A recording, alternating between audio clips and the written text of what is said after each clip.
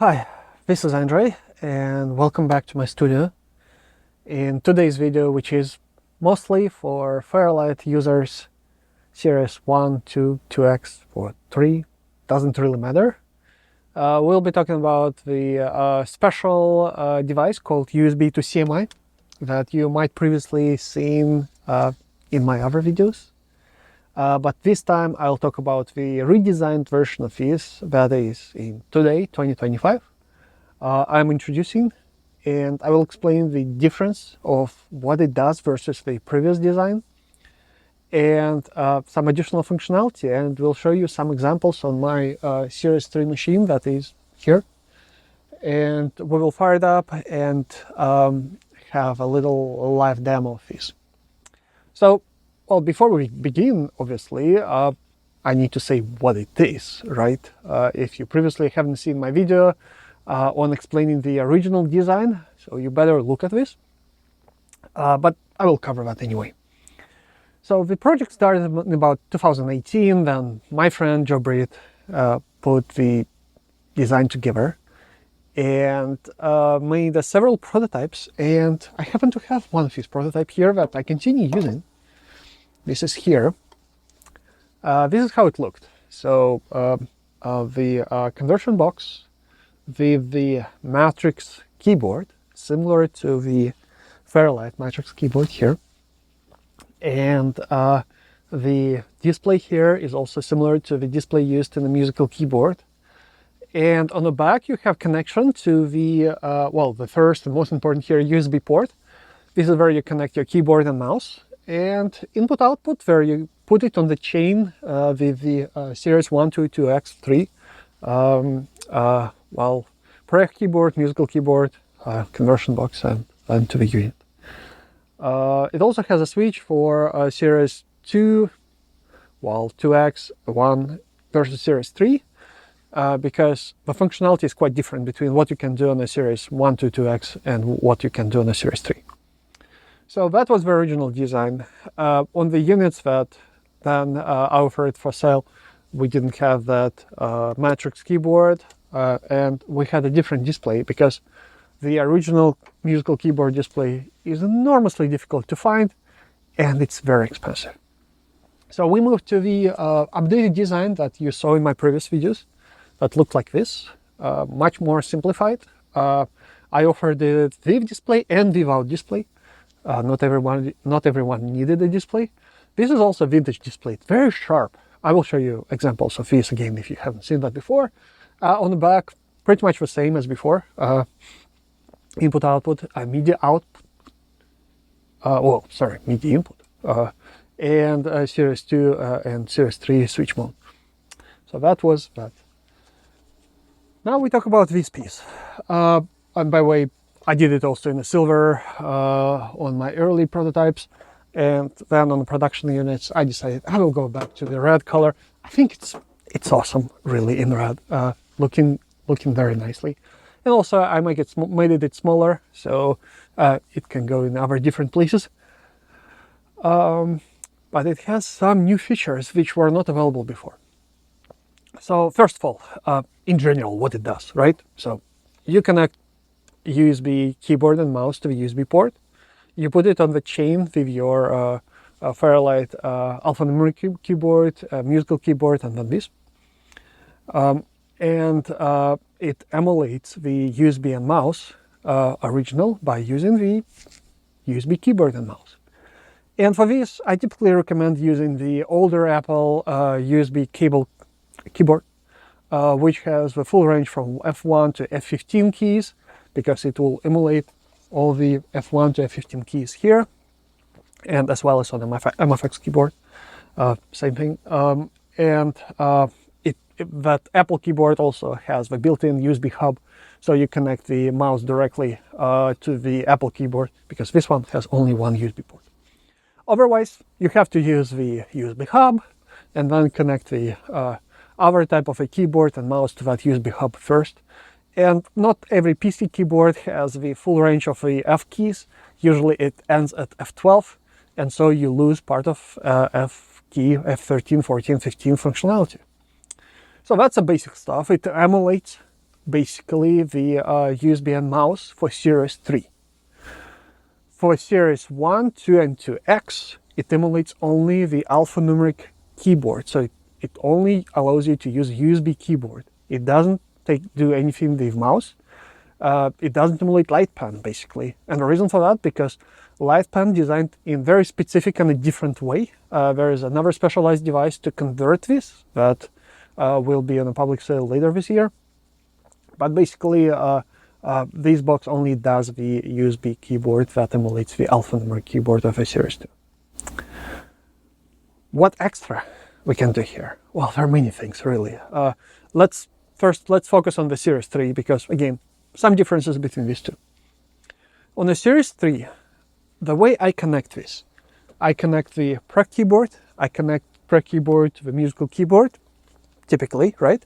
And that's the only way to do that. And then I connect the musical keyboard to this box. Why in this order?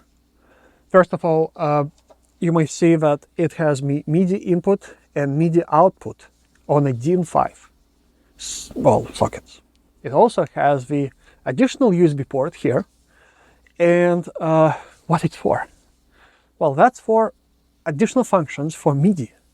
As I explained, if you connect it in that way, everything that you'll be playing on the musical keyboard will go also to the MIDI out. It goes straight. It doesn't need to go through the CMI. It will go straight to the keyboard, and so you can connect some other MIDI gear to the same keyboard. Basically, use it as a master keyboard. Also, there is a MIDI input. So if you connect the MIDI input here from your other devices, other keyboards, computer, doesn't matter, everything that's coming to that MIDI input also will go through to the CMI. And Series 3 has, well, technically 4 MIDI ports, A, B, C, D, and only 3 of these, A, B, C, are on the back panel, and port G is basically your musical keyboard port. So with this extra MIDI input, what it allows you to do, use all of these 4 hardware MIDI inputs on the Series 3 machine, basically. You expand it, you can connect more MIDI devices to this as the input devices for Series 3 CMI. So that's about MIDI. The USB part here is basically it's a MIDI over USB. You connect it to the computer, and it appears as the MIDI interface. And everything that I said about MIDI input applies to that as well. So everything that you'll be playing here on a keyboard will go to the MIDI out. And if you use it as a MIDI input, it will go straight to the Fairlight. So that allows you to connect your Fairlight also as a USB device directly to the computer. You don't need to have the extra interface to be plugged to the, I don't know, port A, B, or C. And you can save on your out of your MIDI interface. Very interesting, right? Also, you cannot see, but this acrylic plate is a semi-transparent. So it has actually the screen behind it. And I will show you examples. Well, we will do the live run of this, and you will see how crisp that OLED screen that is behind this panel. It's also not crazy bright, so I know that some of you prefer really that don't like a sharp tones and prefer to stay on a lower bright. You will see, you will really like it. And what that screen for, it replicates everything that is on the musical keyboard screen here. And so the voice name will appear here as well. Well, that's how you use it. So you don't need to look on the musical keyboard. You will see that here. And basically, you can use this box without all of these peripherals at all. You can only have this box connected to the Series 3 computer, and it will replace everything. It will replace musical keyboard. It will replace USB. I'm sorry. Well, the Preg keyboard, and so with all of this USB stuff you can use. There is a switch here in front, and that selects the mode of operation, Series 1, 2, or Series 3. Basically, Series 3 is on its own mode. Now, about Series 1 and 2 users specifically, well, and Series 2X as well. Series 2X is different because this is when Fairlight introduced CMI28 card that added the MIDI functionality. But the most important here is it also allows you to have the MIDI input on the Series I and Series II. So again, a little bit details here. The original musical keyboard for the Series I and 2X, it's not MIDI keyboard. Series 3 keyboard is a full MIDI implementation keyboard, and actually it sends a MIDI data, so that's why it's easy to take it out and use it as a standalone master keyboard. For the Series 1 and 2 and 2X musical keyboard, of course, they don't have a pitch bend wheels, and this is how you can identify this. They have 3 sliders instead, and it transmits a serial data. That keyboard, well, it's different. It can be technically upgraded to the Series 3. Also, you need to replace this. But well, there are some ways to do the upgrade procedure. It's quite complicated, so it's not just simple switch, but it's possible to do. And that original keyboard transmits the data over the serial interface, and it has a limited number of velocity levels per key. This box allows you to connect that keyboard and also have the MIDI out.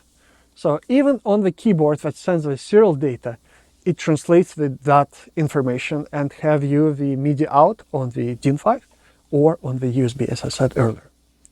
What also it allows you to do, to have a MIDI input. Like the original design, you can connect your standard MIDI gear to this port on the Series 1 and 2 and have a MIDI capability. It's not full MIDI capability like offers you with Series 2X, where you can send a different type of data, but basically it emulates all data that well, Series 1 and 2 musical keyboard sends. So it emulates not on, not off, and the controller data, and assigns it to the CC control change values, and that's allowing you to have the cost-effective solution to get at least some MIDI functionality on your earlier devices, Series 1 and 2, without any upgrades to this. I found that it's just another way to extend the longevity of the original systems and to use it in the current modern production to get MIDI capabilities to this. So that's how great it is. Also, what I'm explaining about these differences in musical keyboard, now this box allows you to have the Series 1 to a 2X musical keyboard connected to the Series 3 machine, and vice versa. I can take the newer musical keyboard, connect it to here, and connect that box to the Series 1 and 2X, and it will be working. So I think that's outstanding capability to get that functionality. So the final piece, before we go to the actual demonstration. Some of my customers, they are using their musical keyboard as a primary master controller in their studio. And today, in order to do so, you have to have your CMI machine also up and running all the time, because MIDI is coming out of the CMI. With this interface, I can switch everything into a standalone operation.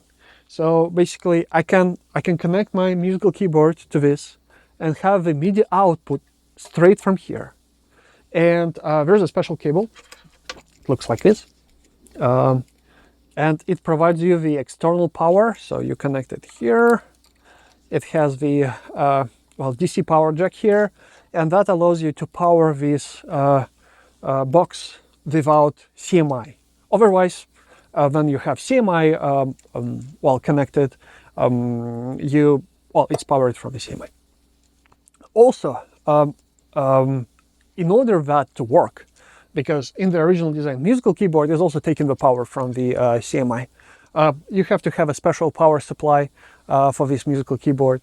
I have this available, or I can explain you how you can make your own, so you don't need to power on CMI machine in order to power the musical keyboard.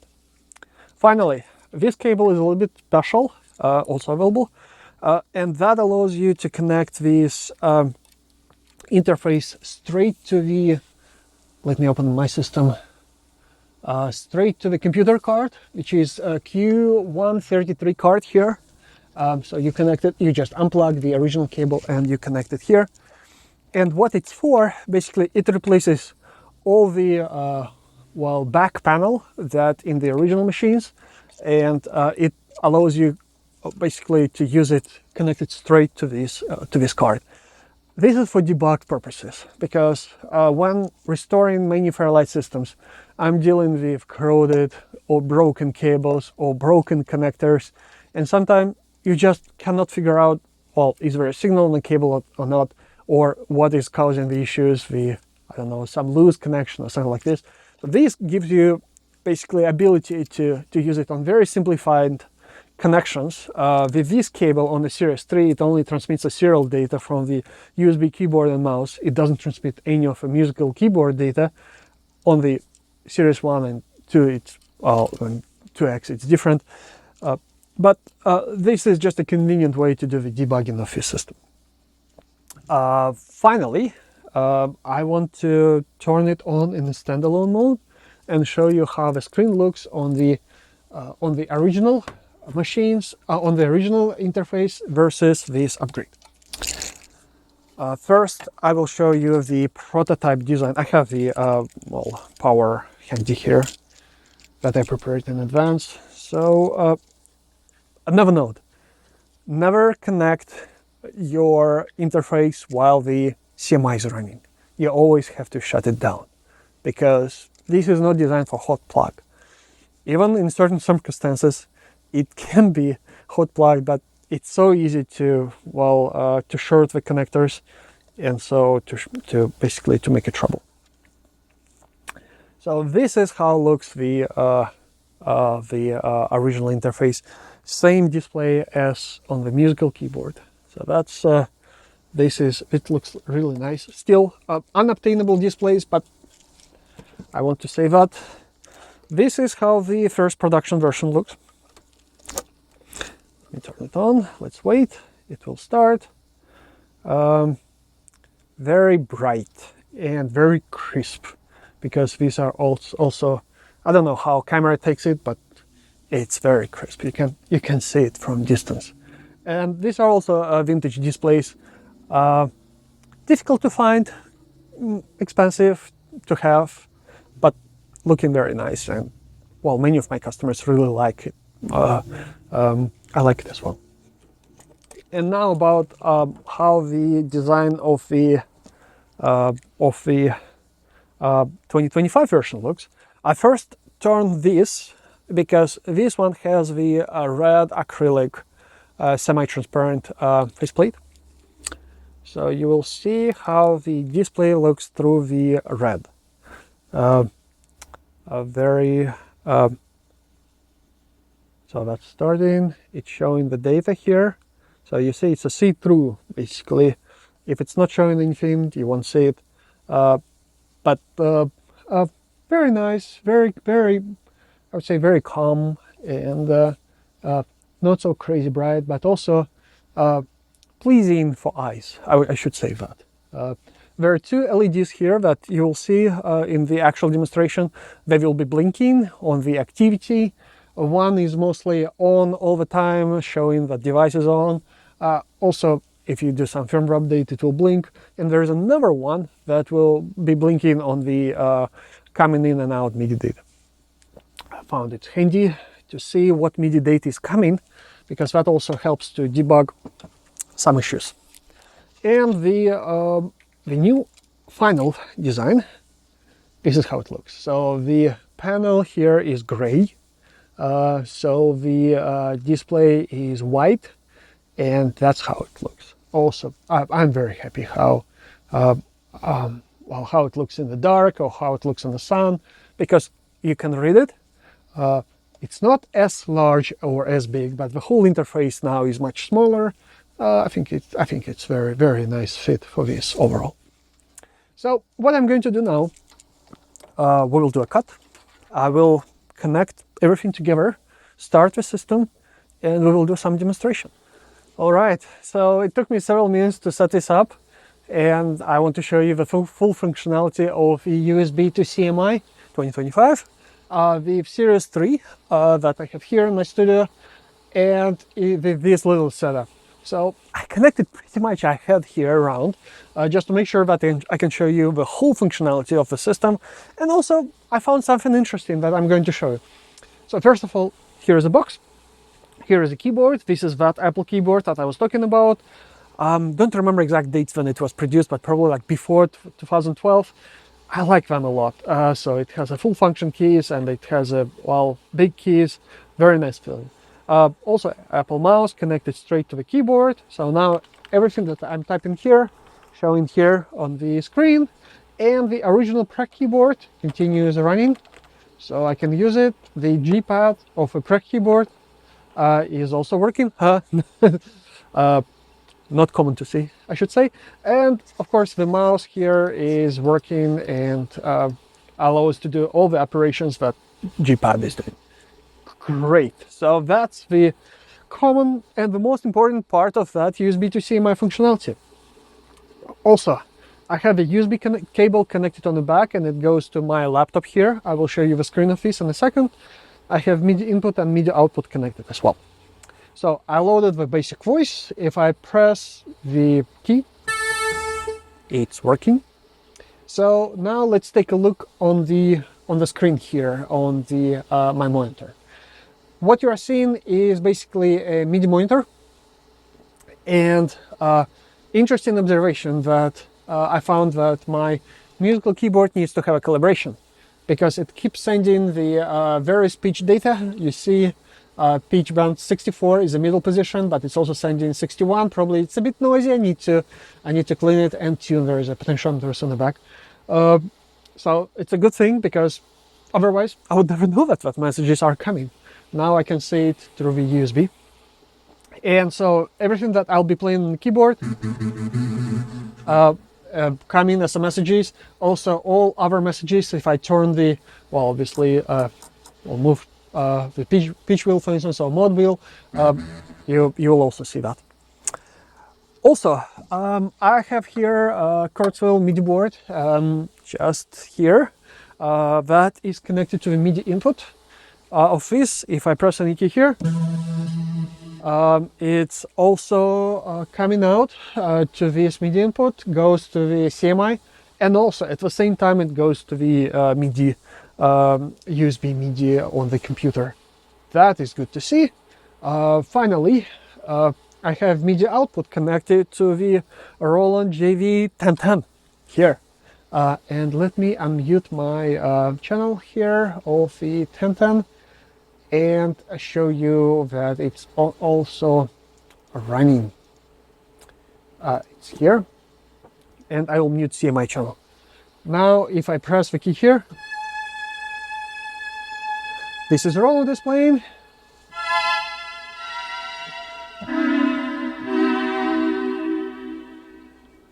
This keyboard is working, this musical keyboard is working, everything goes straight to the out.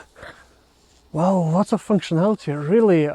This box replaces so many things in the studio and helps to organize Fairlight setup so much easier. And I wish all of you to have it.